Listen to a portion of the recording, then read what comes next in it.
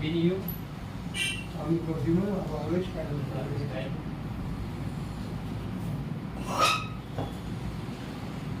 Guruji. Mango chalo. इसमें क्या खाना? इसमें दे।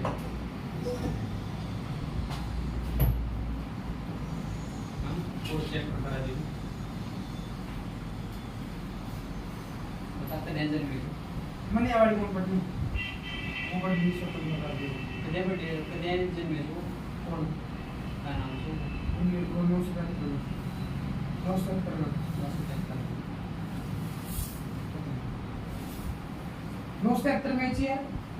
जन में वो उड़ा। जो ना उज़्बेकिस्तान में किसी जगह ख्वारिज़म हाँ ख्वारिज़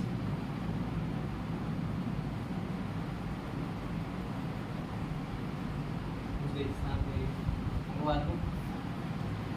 मोरक्को का यात्री का नाम है अभी वो इब्न बतूता इब्न बतूता की पुस्तक का नाम है रिहला अरे मैं बता दूँ वारना मालूम अलबरनी है ना तो अलबरनी किताब का नाम है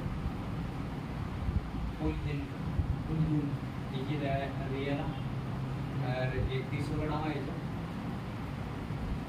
एक मोरक्को का एक है जो फ्रांसवा तीन ही थे उज़्बेकिस्तान वाला फ्रांसवा बर्नियर ठीक ये देखिए तो गाइस आज हम पढ़ेंगे फ्रांसवा बर्नियर गाइस बनवा एक्टिवेट ओके सही से बैठ कर नीचे का इसको अब बढ़िया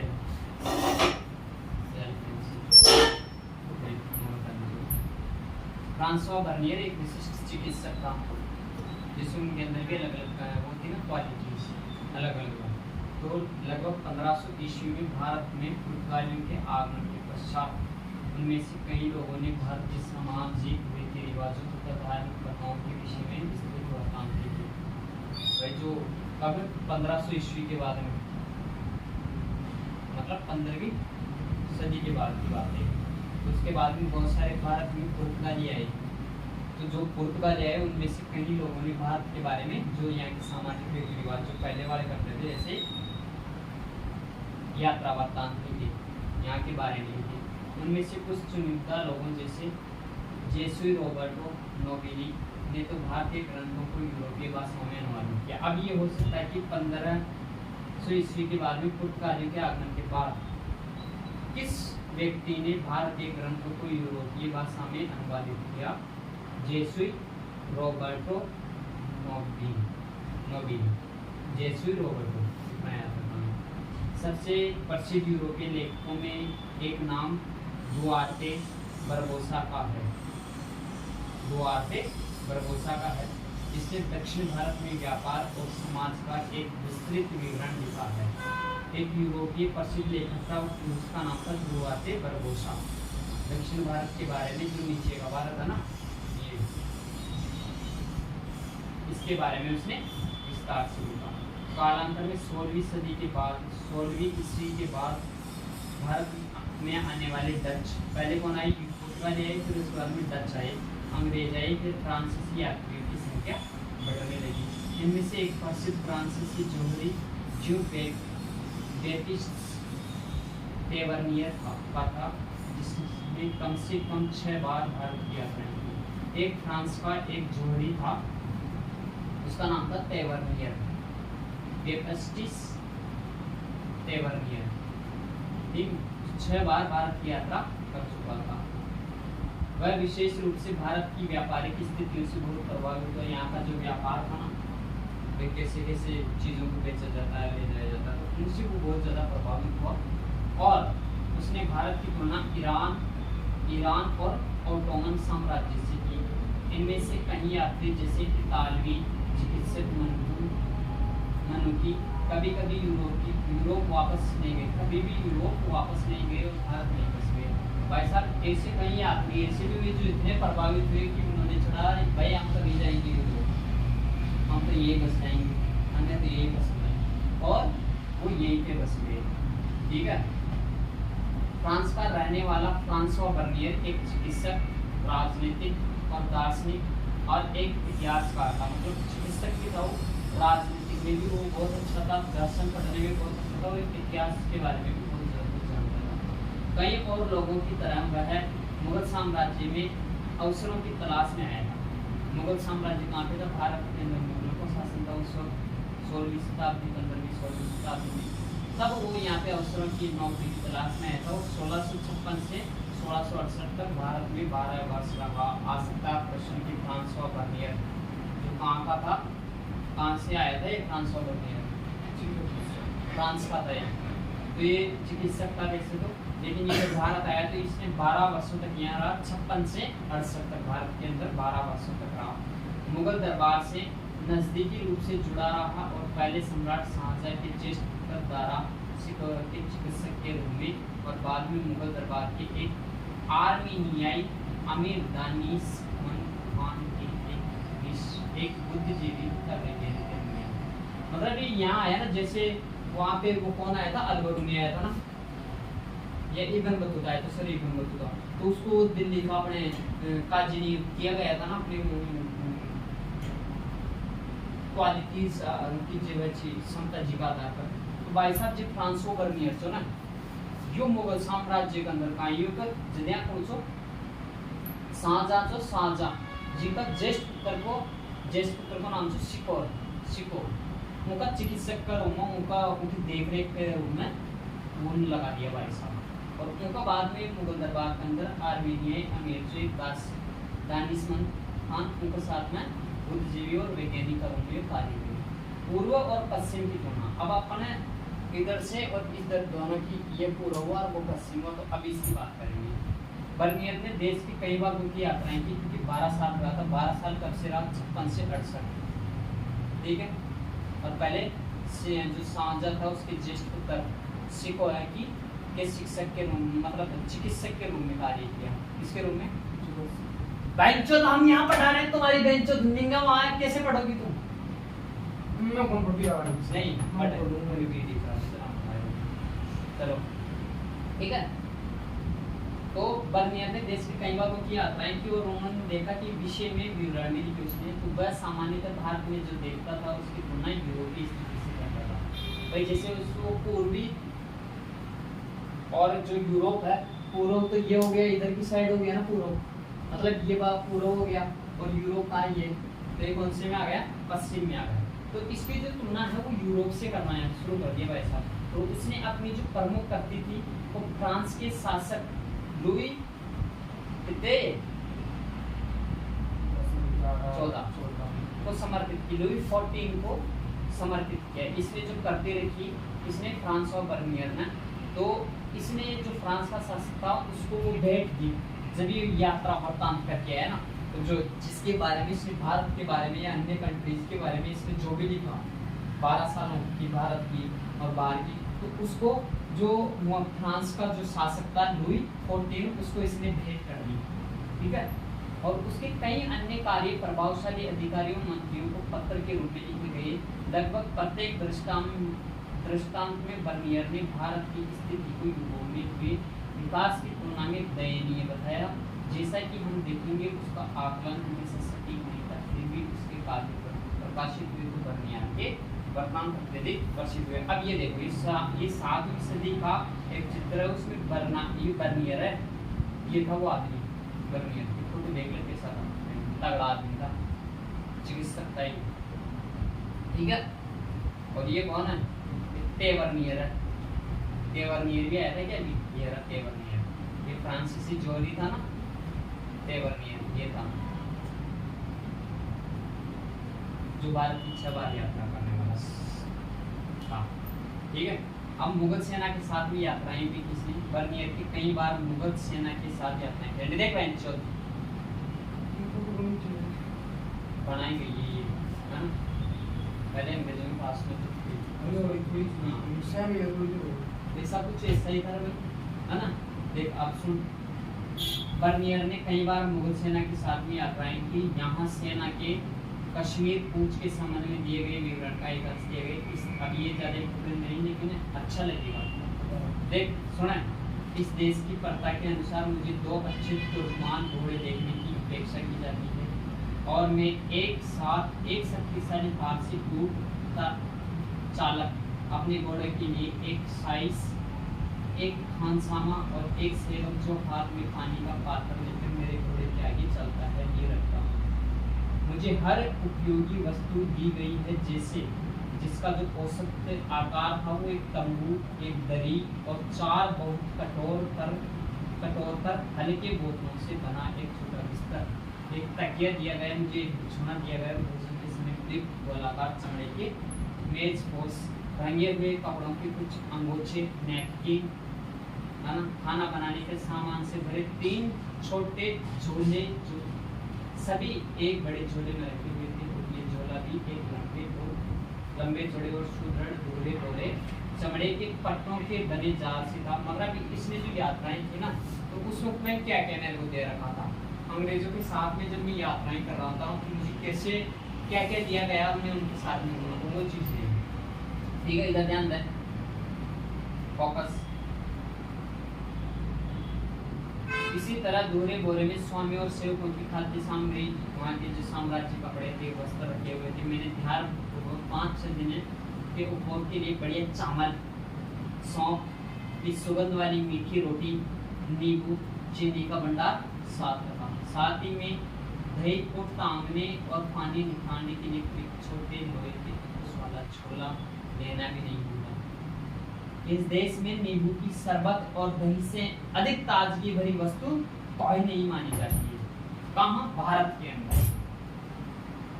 ठीक है, अब आगे चलते हैं। अब इम्पोर्टेंट बात करेंगे अपन इसके बारे में, बर्नियर के बारे में। बर्नियर के कार्य फ्रांस में 1670 से 71, मतलब 17वीं शताब्दी की सदी की बात हो रही है, में प्रकाशित हुई। बर्नियर ने जो काम किए ना, वो फ्रांस के अंदर, भारत में कब थे? 1656 से 68 और वहाँ पे 70-71 में वहाँ पे प्रकाशित हुए। और अगले 5 वर्षों के भीतर ही अंग्रेजी, डच, जर्मन और इतालवी भाषा में इनका अनुवाद होना शुरू हो गया। वैसे इसमें जो लिखा फ्रांस के अंदर, उसका किस किस भाषा में हुआ? डच, अंग्रेजी, जर्मन और इतालवी भाषा के अंदर वो उनको अनुवाद करना लग गया। वैसा लोग पसंद आने लगा। हाँ, पहले ये पढ़, ये मैं पाठ पढ़ा दे यार, मैं वो मैडम लड़े से यार, वो लड़े से सब पहले चुपचाप ही पढ़ रहा। ये वो लड़े यार, ये होने वाला है बस। ये वो नेवर मत कर ले, वो पढ़ रही है 1%। मन वो पढ़ दी काल में वो कुछ दोनों बड़ पार्ट है जो बोल वही पूरा करवा दिया है मैडम। हां, वो ये पढ़ाई तू कैसे ने वो शरलाटन पढ़ा दी भाई, तो कितना खतरनाक पढ़ा दिया उसने। बस ये पढ़ा दी, देख लो तू काल का में पढ़ा दी, ये पढ़ा दो। वो वाली सिस्टम है, तो सवाल पूछते थे बीच-बीच में उत्तर।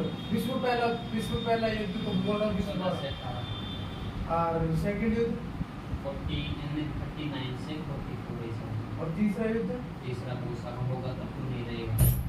91 में भी हुआ था। बहुत सारे के वो पाकिस्तान से, वो बांग्लादेश से, ऐसे छोटा मोटा युद्ध थे वो पढ़ाने पहले ये पूरा करेंगे, इसे पूरा पूरा ये नहीं है। ठीक है, वहाँ पे अनुवाद होने लगा और 1670 से 1775 के बीच उसका वर्तांत है जो फ्रांसीसी में 8 बार पुनर्मुद्रित हो चुका था। भाई साहब, जो उसका वर्तांत था ना, तो फ्रांस भाषा के अंदर 18 बार उसको नया पुनर्मुद्रित, मतलब ये जो किताब है ना, ये देख कितनी बार छप चुकी है नया इसका संस्करण। ये पहले जो इसका पहला संस्करण आया था ना 2007 के अंदर ये किताब छपी थी, फिर इसमें थोड़ा बदलाव किया और 2009 के अंदर फिर ये देख पुनर्मुद्रण है ना, ये बात है।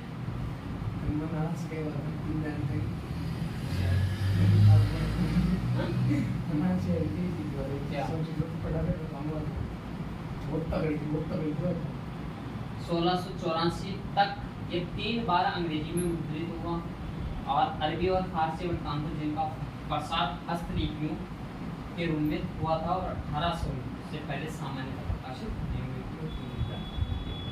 भारत के विषय में विचारों का निर्माण व प्रसार। थोड़ा सी नजर छोड़ उसको नीचे कर, इसको पैर को।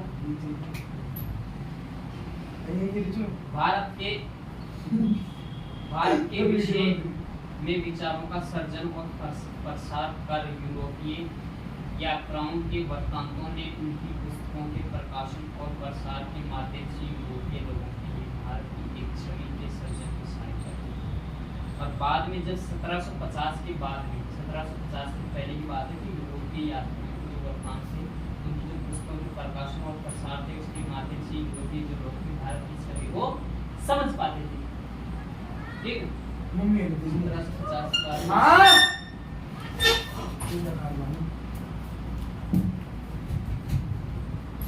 आ लेता हूँ गाइस।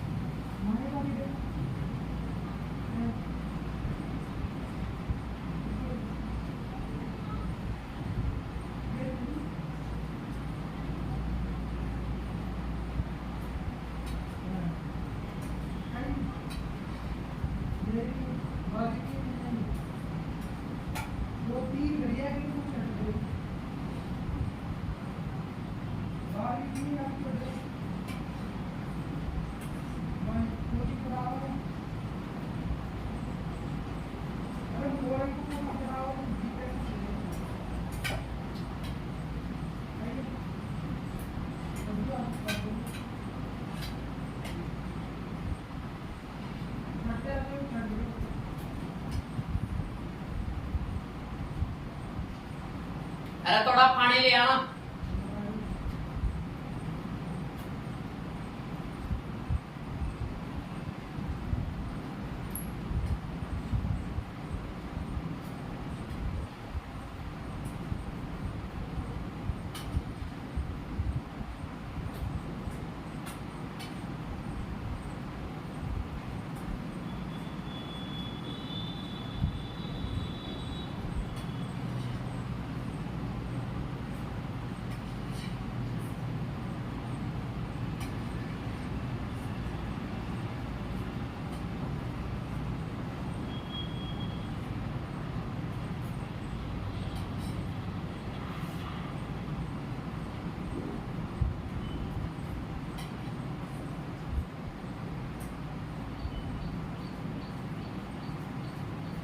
बताऊँ क्यों सीरियस हूँ?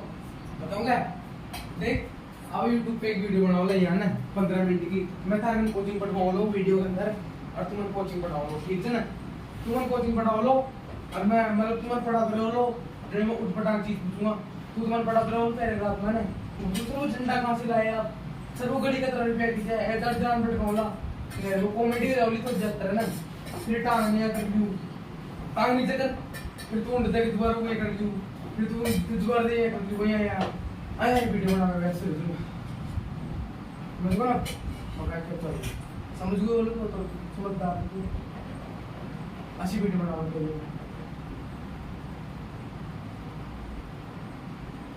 ये तो बड़ी समझो समझो एंड चीज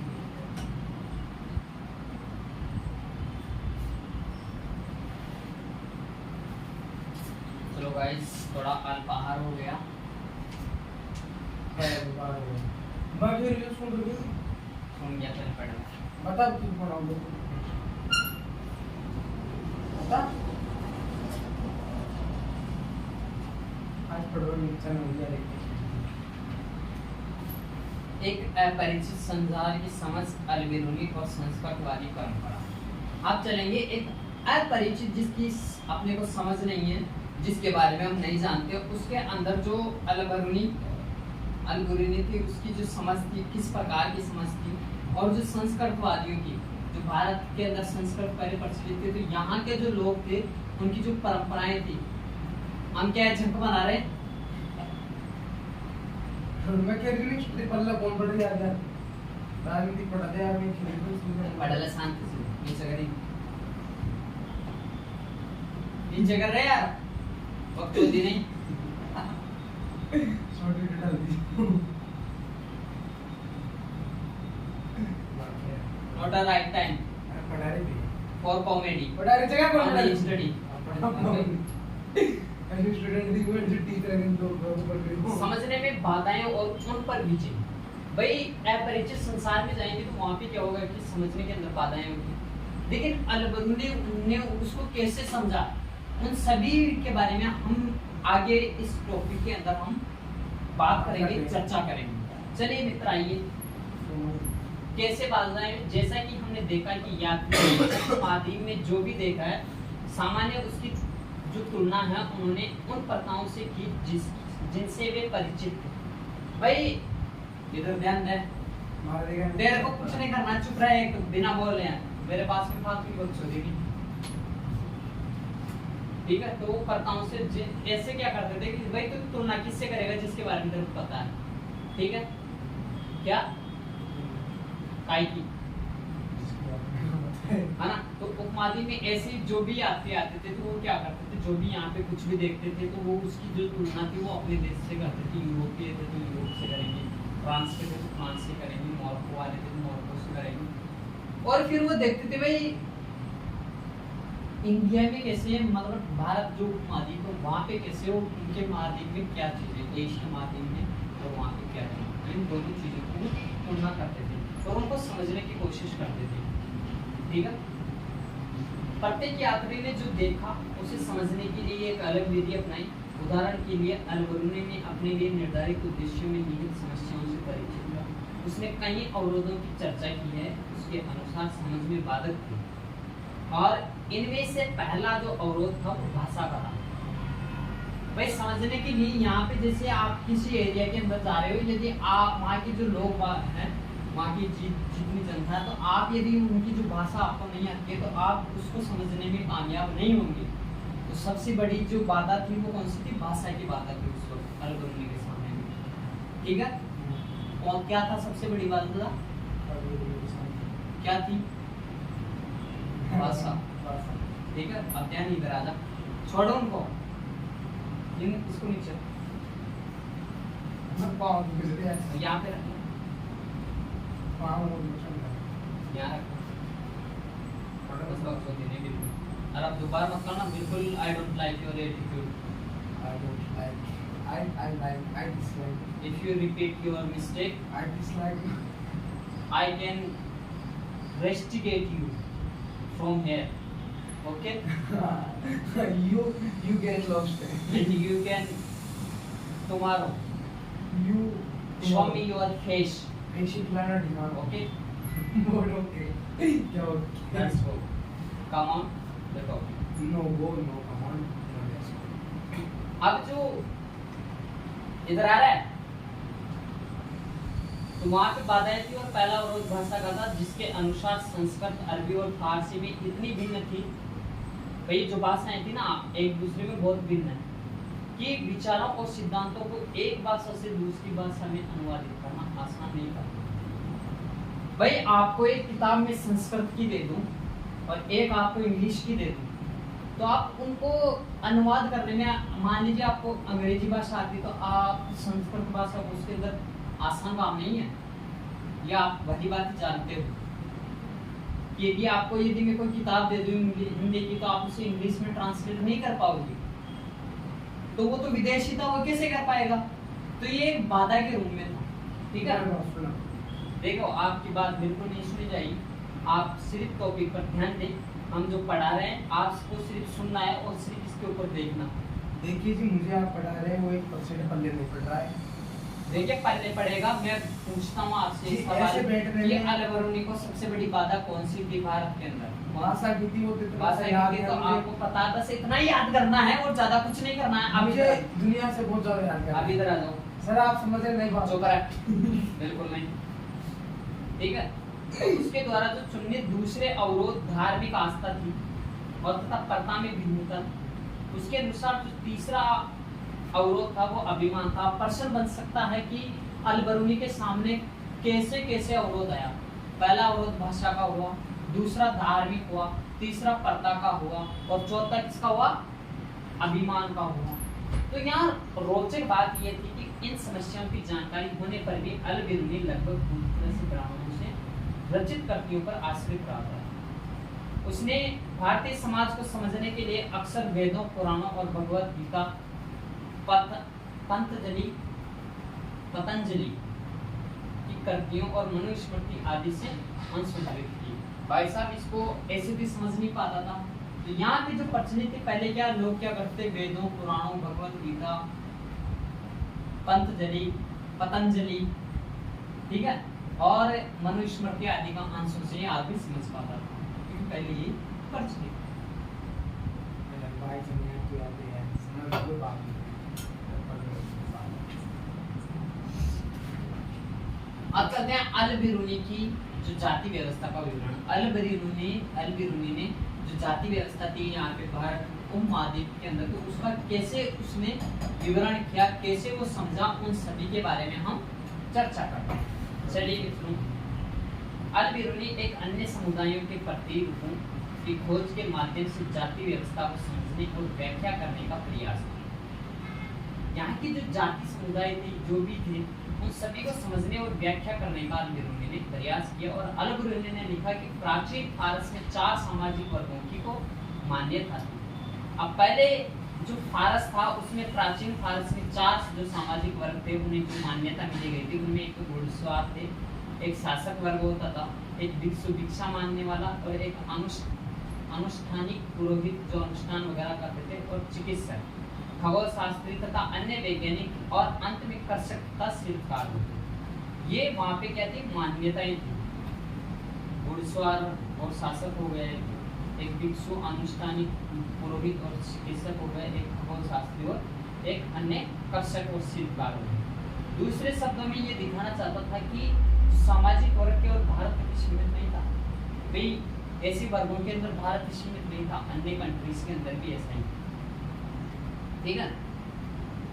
इसके साथ ही उसने ये दर्शाया कि इस्लाम में सभी लोगों को समान माना जाता था और उनमें भिन्नताएं केवल धार्मिकता के पालन में थी। भाई इस्लामिक जो कंट्रीज होते थे वहाँ पे ये था भाई, वहाँ पे इस्लाम तो सब जगह था, लेकिन जो लोग मानते थे, अभी जैसे अपन यहाँ पे तो कोई राम को मानता है, कोई हनुमान को मानता है, कोई अल्लाह को मानता है, ऐसा थोड़ा एक्सेस चल रहा। ओके,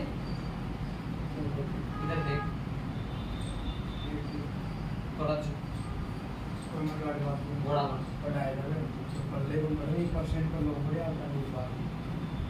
घंटा नहीं पड़ी तेरे, तू सोच रही है भाई मेरी पल्ले नहीं पड़ रही, तू सोचेगा यस मुझे मेरे पल्ले पड़ रही है, तो यस पल्ले पड़ेगा नहीं, तो हम इसको थोड़ा कवर तो करें ना, बीच में नहीं छोड़ते हैं। तो मन राजनीतिक पढ़नी चाहिए, एक थोड़ी बहुत जान आवे, राजनीति जान आवे, मैंने नहीं हम तो पढ़ती हूं, हमको पढ़नी है। स्कूल क्यों जाता है?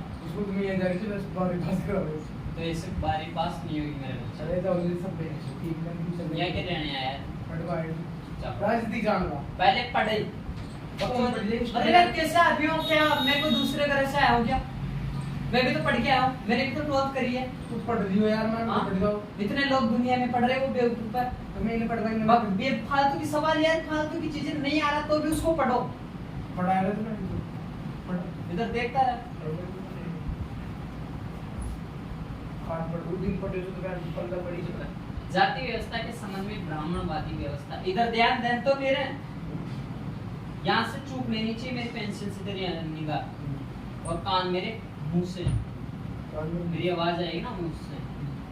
जाति व्यवस्था के संबंध में ब्राह्मणवादी व्याख्या को मानने के लिए बावजूद अल-बिरूनी ने अपवित्रता की मान्यता को अस्वीकार किया।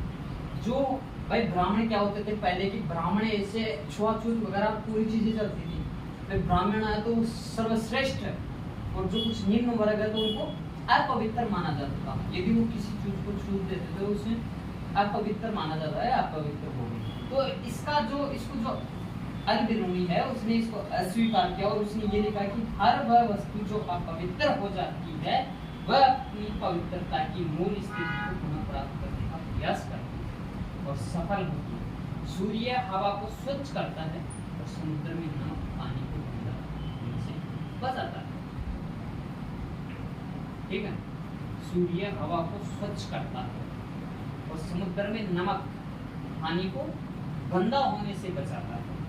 अल-बिरूनी जोर देकर ये कहता है कि यदि ऐसा नहीं होता तो जीवन पर पृथ्वी असंभव होता, ठीक है। और इसके अनुसार जाति व्यवस्था में सन्निहित अपवित्रता की अवधारणा प्रकृति के नियम के विरुद्ध। अब छोटी सी बात, विशाल पहुंच वाली एक भाषा। संस्कृत के विषय में क्या लिखा है कि यदि आप इस कठिनाई मतलब संस्कृत भाषा को सीखने से पार पाना चाहते हो तो यह आसान नहीं होगा, क्योंकि अरबी भाषा की तरह ही शब्दों और विभक्तियों दोनों में ही इस भाषा की पहुंच बहुत विस्तृत है, बहुत ज़्यादा विशाल है। एक ही वस्तु के दिए गए कई शब्द मूल और व्युत्पन्न दोनों प्रयुक्त होते हैं, और एक ही शब्द का प्रयोग कई वस्तुओं के लिए होता है जिन्हें कई प्रकार समझने के लिए विभिन्न विशेष संकेत पदों के माध्यम से एक दूसरे से अलग किया जाना आवश्यक है। ईश्वर ही जानता है। यात्री हमेशा उन्हें बताई गई बातों पर विश्वास नहीं करते थे। अल-बिरूनी को जब ऐसी लड़की की मूर्ति की कहानी के बारे में पता चला जो तथाकथित में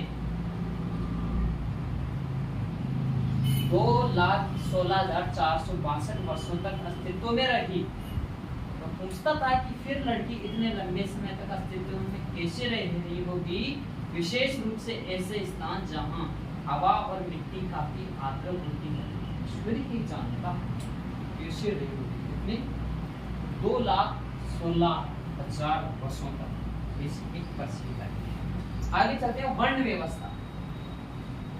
वर्ण व्यवस्था के बारे में चर्चा करेंगे, तो आपका जो ध्यान है मेरी तरफ ना होकर किसकी तरफ होनी चाहिए। मैं कोई लड़की नहीं हूँ और लड़की हूँ, ऐसे लड़का तो हूँ और सुंदर भी हूँ, ऐसी कोई दिक्कत नहीं है, लेकिन लड़की नहीं। तो आपका ध्यान मेरी तरफ ना होकर आपका जो ध्यान है वो इस तरफ होना चाहिए। आप यहाँ पर ध्यान दीजिए, इसके लिए हम आपकी आंखें खोल देते हैं। चलिए आइए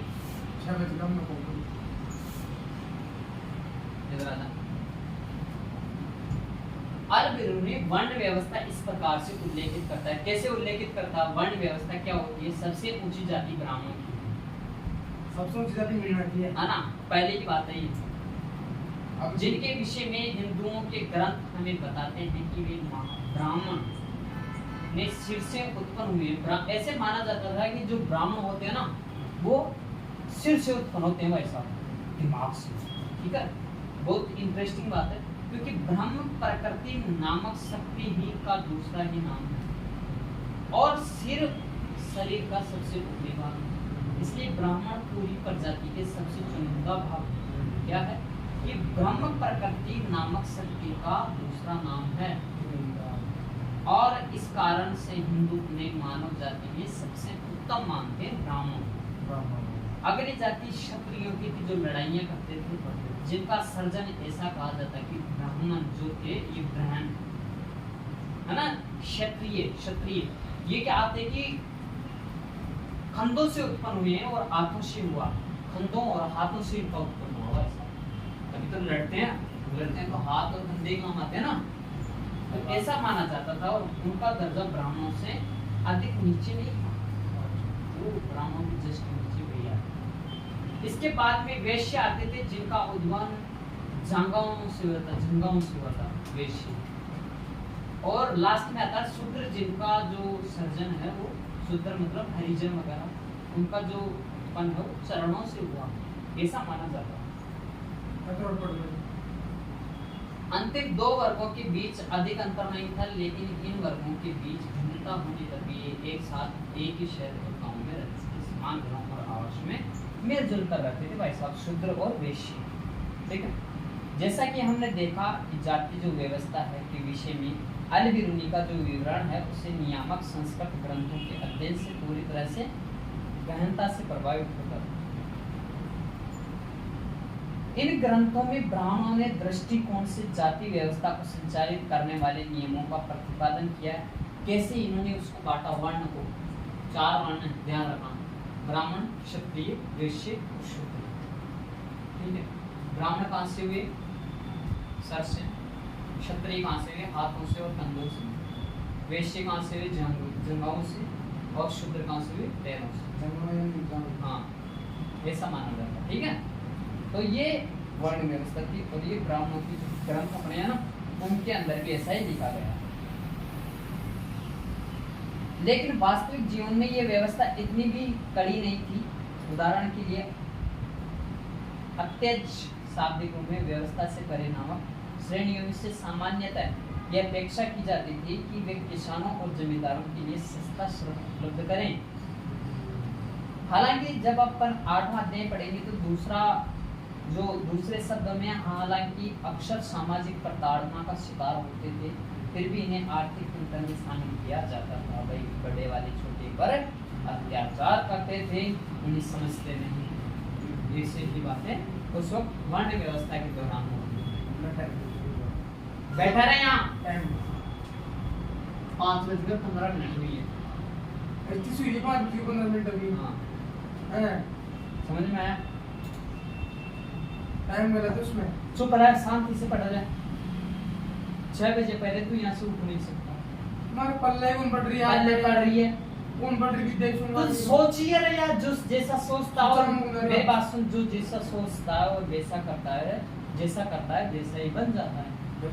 आप ये सोचेंगे कि मुझे नहीं आ रहा, मुझे समझ में नहीं आ रहा तो मैं नहीं पढ़ूं, तो आप वैसे ही बनेंगे कि आपको नहीं आएगा। आप सोच रहे हैं कि मुझे समझ में आ रहा है और समझने की आप कोशिश करेंगे तो आपको समझ में आएगा। समझ में वो किताब आ रही है, ये किताब बिल्कुल नहीं आ रही, इसे साइड में रख के उसे खोल दीजिए और ध्यान देना पड़ेगा। चलिए इवन बतुता कर आज हम पूरा करते हैं इवन बतुता को, तो फिर हम हेड जो स्क्रीन में बतुता कैसी कैसी है ना मैं आ रहा ना वो यार, क्योंकि अब बहुत अच्छी अच्छी चीजें थी। पहले तो अपन ने छोटा सा इसका ट्रेलर देखा था, उनको भी बंद ठीक है।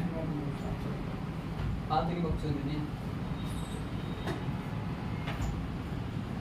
समकालीन विश्व राजनीति का जो पार्ट है, इसके अंदर आपको कौन सा देखो 2020 का संस्करण है, 3 साल पुराना किताब है।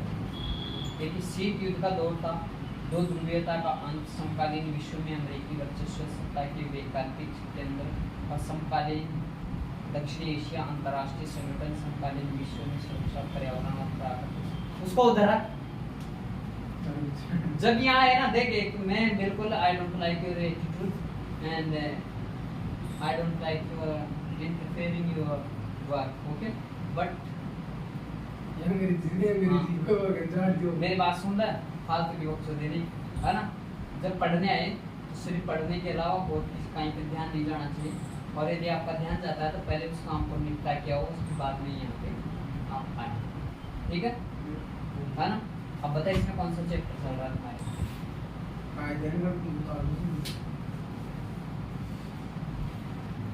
वहाँ से लेके आओ स्वतंत्रता वाली चाहिए ना। अरे वो नीचे है, ये पढ़ती है, चलती है।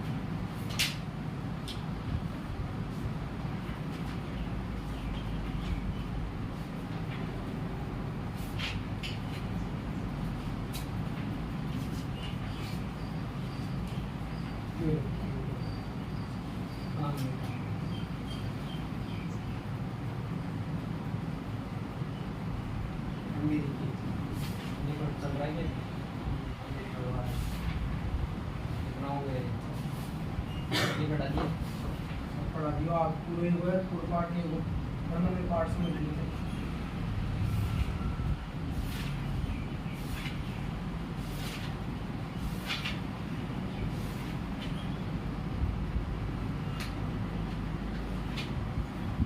समकालीन विश्व में अमेरिकी वर्चस्व, ठीक है, तो अमेरिका का वर्चस्व था, अमेरिका के बारे में पढ़ेंगे, कैसे उसका उद्भव वगैरह हुआ, कैसे कैसे वहाँ पे टक्करें हुई, किस किस के बीच में युद्ध हुए, कहाँ पे युद्ध हुए, कब इसमें कब आ रहा, कब जीता, कब आज़ाद हुआ, ये सब कुछ पढ़ेंगे, है ना। नंबर 2, हमने देखा कि इस युद्ध के अंत के बाद संयुक्त राज्य अमेरिका विश्व की सबसे बड़ी ताकत बनकर उभरा और दुनिया में कोई उसकी टक्कर का प्रतिद्वंदी न रहा।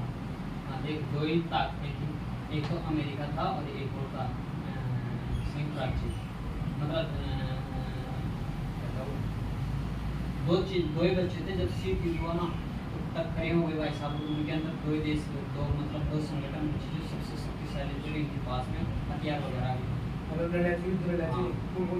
सभी के बीच में एक दूसरे में हुआ ना, उसके बाद शीत युद्ध हुआ। बच्चे तो सभी थे लेकिन सबसे ताकतवर थे उनमें। इस घटना के बाद के दौर को अमेरिकी प्रभुत्व या एक ध्रुवीय विश्व का दौर कहा जाता है। अमेरिकी प्रभुत्व तो इसलिए कहा जाता है क्योंकि अमेरिका वहाँ पे शक्तिशाली था और एक किसी के भी ऊपर आक्रमण कर दिया।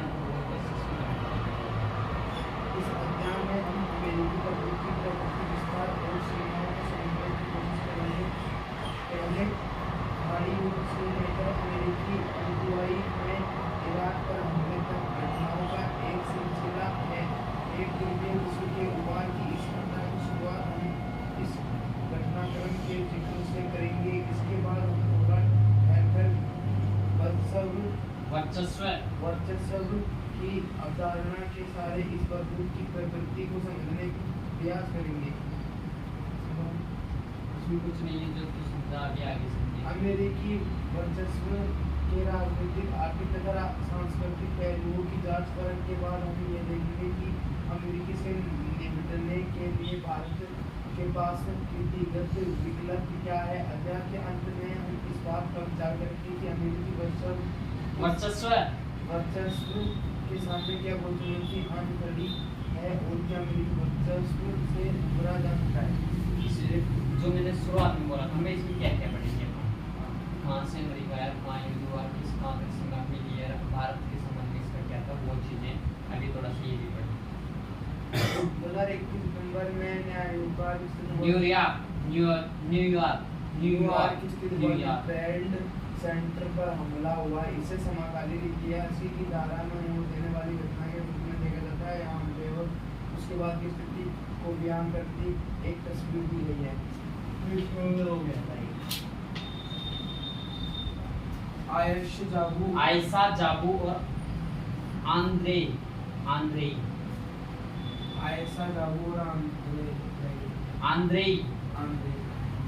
बगदाद के शोर पर कायम एक स्कूल में पढ़ रही आयशा अपनी पढ़ाई लिखाई में अव्वल थी। उत्तम, सर्वश्रेष्ठ, मतलब जिन सबसे ज्यादा वाली थी। उसने सोचा था कि आगे किसी विश्वविद्यालय में डॉक्टरी की पढ़ाई करूंगी। सन 2003 में उसकी एक काम जाती रही। वह एक ठिकाने में अपने दोस्तों के साथ छुट्टी हुई थी और तभी हवाई हमले में दागी हुई एक मिसाइल उसके ठिकाने पर आ गई। आयशा अब फिर से चलना फिरना सीख रही है। अब भी उसकी योजना डॉक्टर बनने की है, लेकिन तभी जब विदेश सेना उसके देश को छोड़कर चली जाए। डरबन दक्षिणी अफ्रीका का रहने वाला जाबू एक प्रतिभाशाली कलाकार है। उसकी चित्रकारी पर पारंपरिक जनजातीय कला का गहरा अवसर है। उसकी योजना आर्ट स्कूल में पढ़ने और उसके बाद अपना स्टूडियो खोलने की, लेकिन उसके पिता चाहते कि जाबू MBA की पढ़ाई करे और परिवार का व्यवसाय संभाले। व्यवसाय फिलहाल मंदा चल रहा है और जाबू के पिता सोचते हैं कि वह परिवार के व्यवसाय को फायदेमंद बनाएंगे। ये लड़की थी तो ये 2003 के अंदर वहाँ पे टांग हो गई थी आयशा की, तो और वहाँ पे तो ये सोच रही थी भाई फिर भी मैं डॉक्टर बनूंगी, लेकिन डॉक्टर कब बनेंगी जब विदेशी जो आक्रमण कर रहे हैं वो चले जाएंगे, वैसे जाबू था। जाबू ऐसा भी कलाकार था तो ये तो सोचता है तो कला के अंदर ही नहीं होगा।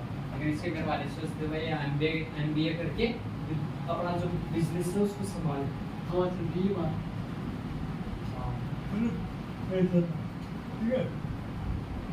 युवा नहीं युवा गृह पर ऑस्ट्रेलिया में रहता है। उसके माँ बाप और आप्रवासी रूप से आए थे। चर्च जाते वक्त जब वह नीली जींस पहन देता है तो उसकी माँ से बाहर हो जाती है। वह चाहती है कि आंद्रे चर्च में सर्वसाधारण दिखाई पड़े। आंद्रे अपनी माँ को बताता है कि जींस कूल है। उस जींस पहनकर उसे आज़ादी का एहसास होता है। आंद्रे के पिता उसकी माँ को याद दिलाते हैं कि हम लोग भी लेनिनग्राड में रहते हैं। वह अपने जवानी के दिनों में जींस पहनते थे और उसी कारण से जिसे आज आंद्रे पहनता है। आंद्रे की अपनी माँ से बहस हुई हो सकता है। दाऊ को वह से पढ़ना पड़े जिसमें उसकी दिलचस्पी नहीं है। इसमें अलग आयशा की एकता में जाती रही और उसका सौभाग्य कि वह जीवित है। हम इन समस्याओं के बारे में एक साथ चर्चा कैसे कर सकते हैं? हम ऐसा कर सकते हैं और हमें ऐसा जरूर करना चाहिए। हमें अध्ययन में देखेंगे कि दुनिया एक न एक तरीके से अमेरिका वर्चस्व का शिकार है।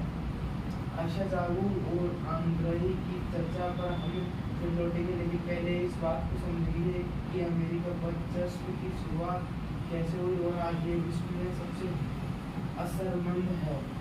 हम अपनी चर्चा को संयुक्त राज्य अमेरिका की जगह ज़्यादा लोकप्रिय समुद्री अमेरिका का इस्तेमाल करेंगे, लेकिन यहाँ ये याद रखना उपयोगी होगा कि हमारा जब उत्तरी अमेरिका और दक्षिणी अमेरिका नाम हो तो नागरिकों के अर्थ गलती होता है और संयुक्त राज्य अमेरिका मात्र के लिए अमेरिका शब्द का प्रयोग खुद और वर्चस्व का प्रतीक है, जिसे हम इस अध्याय में समझने की कोशिश करेंगे।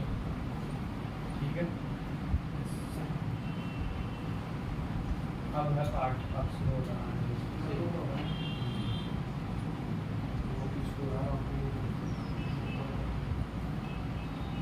अब चलते हैं नए विश्व व्यवस्था की शुरुआत।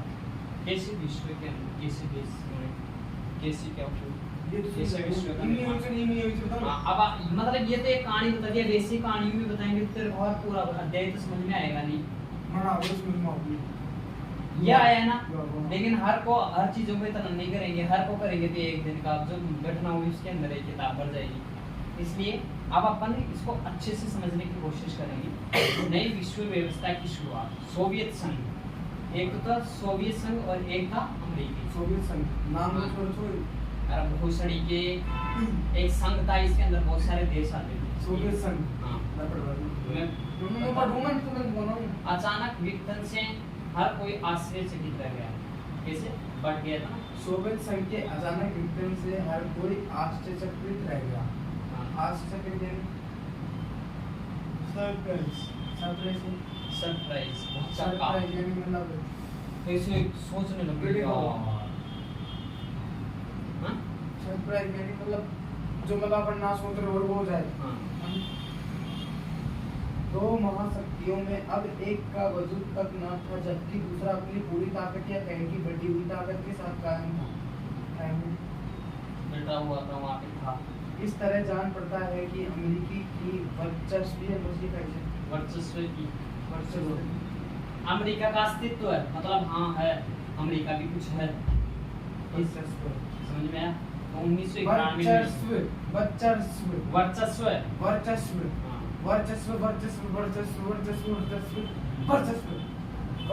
की शुरुआत 1991 में हुई, जब एक ताकत के रूप में सोवियत संघ अंतर्राष्ट्रीय परिदृश्य से गायब हो गया। एक हद तक ये बात सही है, लेकिन हमें इसके साथ साथ दो और बातों का ध्यान रखना होगा। पहली बात यह है कि अमेरिकी वर्चस्व के कुछ पहलुओं का इतिहास 1991 तक सीमित नहीं है, बल्कि इससे कहाँ पीछे दूसरे विश्व युद्ध की समाप्ति के समय 1945 तक जाता है। इस पहलू के बारे में हम इसी अध्याय में पढ़ेंगे। दूसरी बात, अमेरिकी ने 1991 से ही वर्चस्वकारी ताकत की तरह बर्ताव करना नहीं शुरू किया। दरअसल यह बात की बहुत बाद में जाकर साफ हुई। दुनिया वर्चस्व के दौर में जा रही है। आइए हम उस प्रक्रिया की चर्चा करेंगे जिनमें अमेरिकी वर्चस्व की जड़ों को ज्यादा गहरे तक जमा दिया। 1990 के अगस्त में इराक ने कुवैत पर हमला किया और बड़ी तेजी से 1993 में इराक ने जिस पर हमला किया कुवैत पर कुवैत पर उसी बड़ी तेजी से उस पर कब्जा जमा किया इराक को समझाने बुझाने की तमाम राजनीतिक कोशिश जब नाकाम रही तो संयुक्त राष्ट्र संघ ने कुवैत को मुक्त कराने के लिए बल प्रयोग की अनुमति दे दी। अब क्या हुआ कि अमेरिका और इराक वाला था ना, तो ये क्या हुआ कि इराक ने कुवैत पर आक्रमण किया ना 1990 में, तो जो संयुक्त राष्ट्र संघ था ना, इसने कुवैत को तो किसका आक्रमण हो गया था, किसका अधिकार हो गया था इसका इराक का, तो उन्होंने सोचा भाई यार इनको मुक्त करवाएं, जैसे अपने ऊपर अंग्रेजों का था ना, तो वैसे कुवैत पर इराक का हो गया, तो उसे मुक्त कराने के लिए संयुक्त राष्ट्र संघ ने अनुमति दे दी। सोचा किसने था? संयुक्त राष्ट्र संघ ने। कहाँ का था वो? इराक का। अरे मैंने बताया था ना भाई, एक दो शक्तियां थी, एक अमेरिका और एक संयुक्त राष्ट्र संघ, जिसमें बहुत सारे देश आते थे। अच्छा, अमेरिका ने और बाकी देशों ने सोचा। हाँ, अमेरिका अलग था और संयुक्त राष्ट्र संघ था। बीच में से पढ़ेगा तो ये होगा, शुरुआत से पढ़ता है किताब को, शुरुआत से पढ़ा कि ये कितने पेज हैं, इनको कौन पढ़ेगा? ये था मैं, इसलिए नहीं आती है समझ में आया? अभी तो पढ़ ले इसको। और बड़ी तेजी से उस पर कब्जा जमा लिया। इराक को समझाने बुझाने की तमाम राजनीतिक कोशिश जब नाकाम रही तो संयुक्त राष्ट्र संघ ने कुवैत को मुक्त कराने के लिए बल प्रयोग की अनुमति दी। बल प्रयोग तो मतलब कोई साले नहीं माने तो तोपे छोड़ो, बंदूक भी चला दो। अमेरिका बोला। शीत युद्ध के दौरान ज्यादातर मामले में चुप्पी साध लेने वाले संयुक्त राष्ट्र संघ के लिहाज से ये एक संयुक्त राष्ट्र संघ पहले चुप होता था, कोई भी कुछ भी नाटकीय फैसला था। अमेरिकी राष्ट्रपति जॉर्ज बुश ने इसे नई विश्व व्यवस्था की संज्ञा दी। 34 देशों की मिली जुली और 6,60,000 सैनिकों की भारी भरकम फौज ने इराक के विरुद्ध मोर्चा खोला और उसमें परास्त कर दिया। अब देख, जब 34 देश थे उस वक्त उसमें संयुक्त राष्ट्र संघ, 34 देशों ने 6,60,000 की सेना के साथ में भाई साहब कुवैत को मुक्त कराने के लिए इराक पर आक्रमण कर दिया और मुक्त करा दिया। इराक वालों को भगा दिया वहां से, कब्जा कर दिया इराक वाले लोग। इराक के अलग देश है ना, हाँ, और वो कुवैत के अलग देश। कुवैत अलग था, ठीक है। तो आगे चलो, इसे प्रथम खाड़ी का युद्ध कहा जाता है। इसे प्रथम खाड़ी का युद्ध कहा जाता है। कि कौन सा युद्ध था? प्रथम खाड़ी का युद्ध हुआ, प्रश्न बन सकता है। प्रथम खाड़ी का युद्ध क्या था? वो इराक में उसको इराक ने 1990 के अंदर कुवैत पर आक्रमण किया। हाँ। तो संयुक्त राष्ट्र संघ ने कुवैत को मुक्त कराने की सोची और तकरीबन 34 देशों ने 6,60,000 की सेना के साथ में इराक पर आक्रमण कर दिया और कुवैत को मुक्त करा दिया। इस युद्ध को ही प्रथम खाड़ी युद्ध कहा जाता है। चल मैं याद करूँगी कुछ बता दिया, अब आगे पढ़ ले। मैंने याद करा है ट्यूशन ऐसे एक चीजें याद नहीं होती, उसको जब बार बार पढ़ेगा ना तब याद होगी। और एक पर्सन को याद करेगा ना, तो जैसे उस पर्सन को तो 2 दिन पढ़ा नहीं, फिर भूल जाएगा, फिर बाद उसको याद करना पड़ेगा। इसलिए कैसे पढ़ा करता है। संयुक्त राष्ट्र संघ की सैन्य ज्ञान ऑपरेशन डेजर्ट, संयुक्त राष्ट्र संघ के सैन्य ज्ञान को ऑपरेशन डेजर्ट स्टार्म कहा जाता है।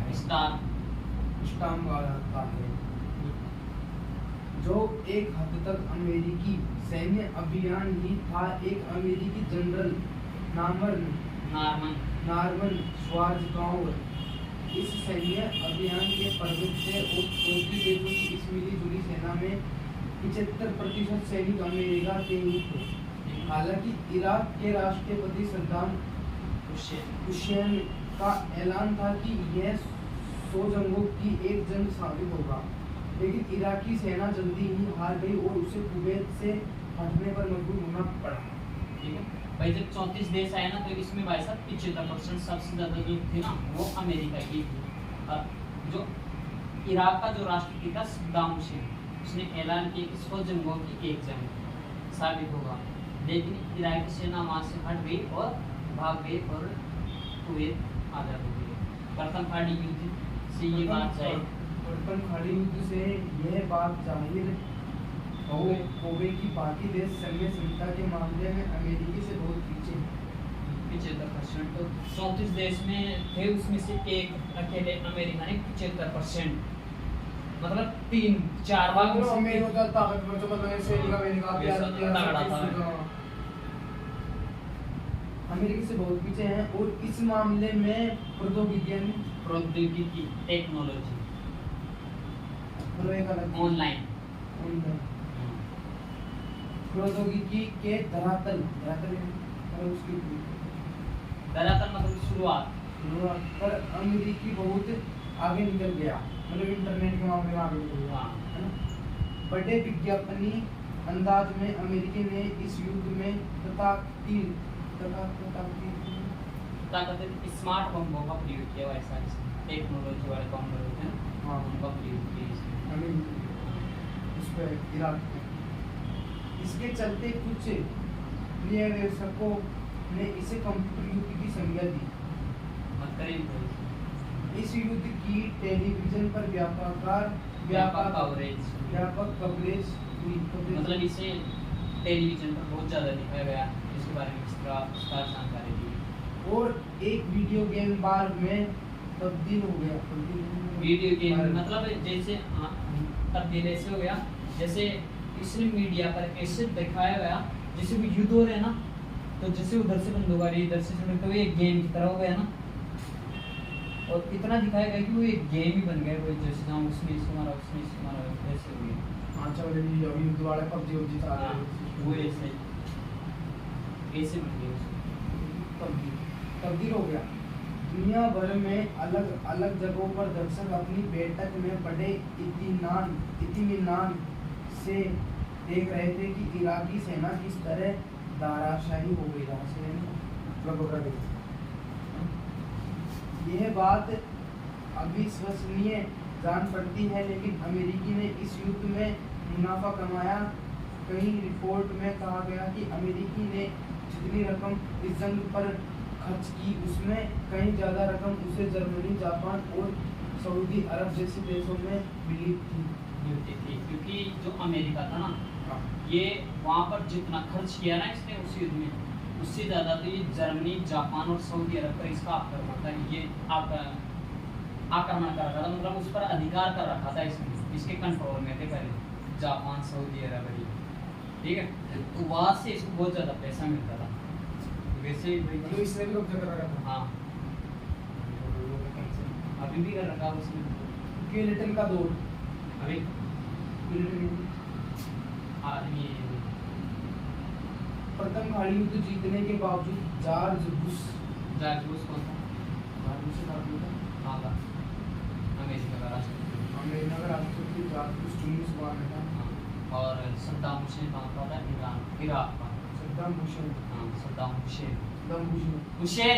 हुसैन। हाँ, देख, प्रथम खाड़ी युद्ध जीतने के बावजूद जॉर्ज बुश 1992 में डेमोक्रेटिक पार्टी की उम्मीदवार बिल क्लिंटन से राष्ट्रपति पद का चुनाव हार गए और ये राष्ट्रपति बन गए कौन? George Bush. क्लिंटन ने विदेशी नीति की जगह घरेलू नीति को अपने चुनाव प्रचार का निशाना बनाया था। बिल क्लिंटन 1996 दोबारा चुनाव जीते, मतलब 1992 में पहुंचे। ये जीत हो जाना 1992 में, तो 1996 में दोबारा जीते। हाँ, इस तरह वे 8 सालों तक राष्ट्रपति पद पर रहे। 4 साल में।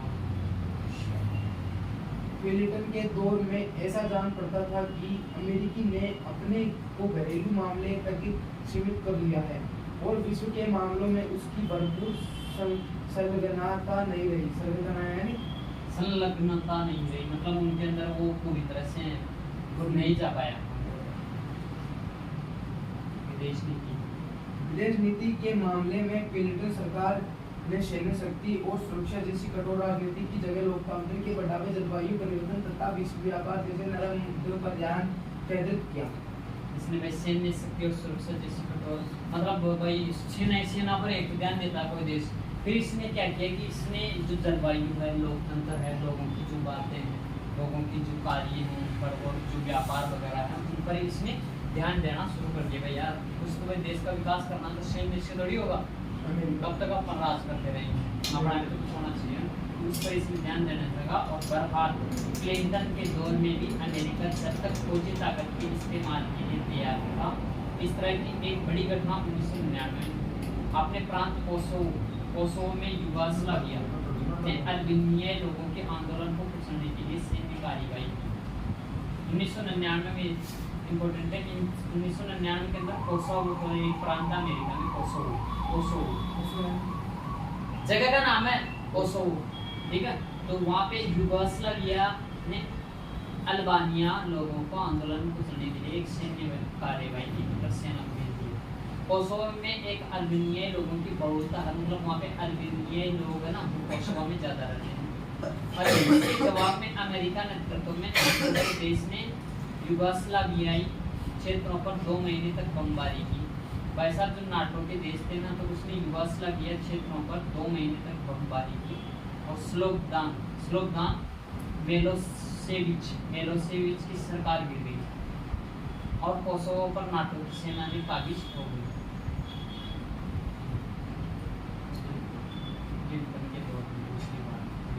क्लिंटन के दौर में दूसरी बड़ी सैन्य कार्रवाई नैरोबी, केन्या और दार एस सलाम तंजानिया के अमेरिकी दूतावासों पर बमबारी के जवाब में 1998 में हुई। पहले तो कब हुई? 1999 में कोसोवो में यूगोस्लाविया ने अल्बानियाई लोगों पर कर दिया था आंदोलन। और दूसरी जो है वो कब हुई? नैरोबी, केन्या और तंजानिया के जो अमेरिकी दूतावास थे ना उन पर बमबारी हुई 1999 में। पहले 1999 में हुई थी, हाँ, और दूसरी 1997 में हुई थी। ऐसे ऐसा देखो, मतलब 2 घटनाएं हुई थी ना, पहले ये हुई थी, पहले फिर ये हुई थी ना, लेकिन ये 2 इसके राज में 2 हुई थी, क्लिंटन के राज में, ठीक है। क्योंकि क्लिंटन कब आ गया था? 1992 में आ गया था। विचारों से प्रभावित आतंकवादी संगठन अल-कायदा को इस बमबारी का जिम्मेवार ठहराया गया। अल-कायदा एक संगठन है आतंकवादी। नाम जिम्मेवार है, हाँ? शुद्ध नाम जिम्मेवार था, जिम्मेदार तो जिम्मेदार भी है, जिम्मेवार भी है, ठीक है। जिम्मेवार ठहराया गया। इस बमबारी के कुछ दिनों के अंतर्राष्ट्रीय पर्यटन ने क्या है दोबारा? अंतर्राष्ट्रीय तो अंदर अलग है, राष्ट्रपति अलग है। अंतर्राष्ट्रीय जिम्मेवार कुछ दिनों के अंदर राष्ट्रपति क्लिंटन ने ऑपरेशन इनफाइनाइट रिच का आदेश दिया, ठीक है। जब ये बमबारी हो गई थी ना 1998 तो इसके बाद में क्या हुआ कि इनको तो एक आतंकवादी संगठन माना जाता था अल-कायदा नाम का, जिसमें आतंकवादी था ना वो। तो उसके बाद में जो राष्ट्रपति था ना वहाँ का क्लिंटन, तो उसने ऑपरेशन इनफाइनाइट रीच का आदेश दिया। और इस अभियान के अंतर्गत जो अभियान था ना ये, इसने अमेरिका ने सूडान और अफगानिस्तान के अल-कायदा के ठिकानों पर कई बार क्रूज मिसाइल से हमले किए। जो अल-कायदा जो आतंकवादी संगठन था ना, तो क्या होते हैं कि अफगानिस्तान में कौन सा था, सूडान, ऐसे जो रेगिस्तान होता है ना वहाँ पे चलते हैं, वहीं पे से ट्रेनिंग देते हैं उनको, गोलियाँ चलाने के मारने की, मतलब बम मार देते हैं आतंकवादी बना देते हैं। तो उस पर अमेरिका ना उसने वहाँ पर आक्रमण कर दिए कई बार, सूडान और अफगानिस्तान।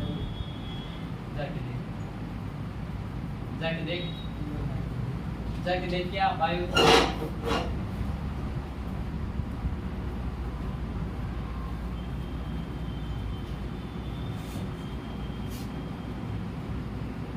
कौन है? जी बोलिए।